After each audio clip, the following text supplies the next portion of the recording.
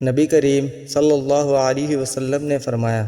جنت میں جو بھی داخل ہوگا اسے اس کا جہنم کا ٹھکانہ بھی دکھایا جائے گا کہ اگر نافرمانی کی ہوتی تو وہاں اسے جگہ ملتی تاکہ وہ اور زیادہ شکر کرے، اور جو بھی جہنم میں داخل ہوگا اسے اس کا جنت کا ٹھکانہ بھی دکھایا جائے گا کہ اگر اچھے عمل کیے ہوتے تو وہاں جگہ ملتی تاکہ اس کے لیے حسرت و افسوس کا باعث ہو۔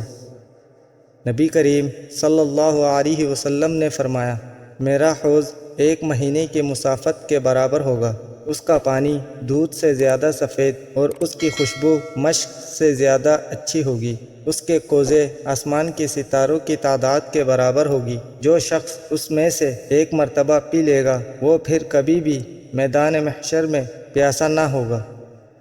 نبی کریم صلی اللہ علیہ وسلم نے فرمایا، میں حوض پر موجود رہوں گا اور دیکھوں گا کہ تم میں سے کون میرے پاس آتا ہے، پھر کچھ لوگوں کو مجھ سے الگ کر دیا جائے گا، میں عرض کروں گا، اے میرے رب، یہ تو میرے ہی آدمی ہیں اور میری امت کے لوگ ہیں۔ مجھ سے کہا جائے گا کہ تمہیں معلوم بھی ہے انہوں نے تمہارے بعد کیا کام کیے تھے؟ واللہ یہ مسلسل الٹے پاؤں لوٹتے رہے، یعنی دین اسلام سے پھر گئے۔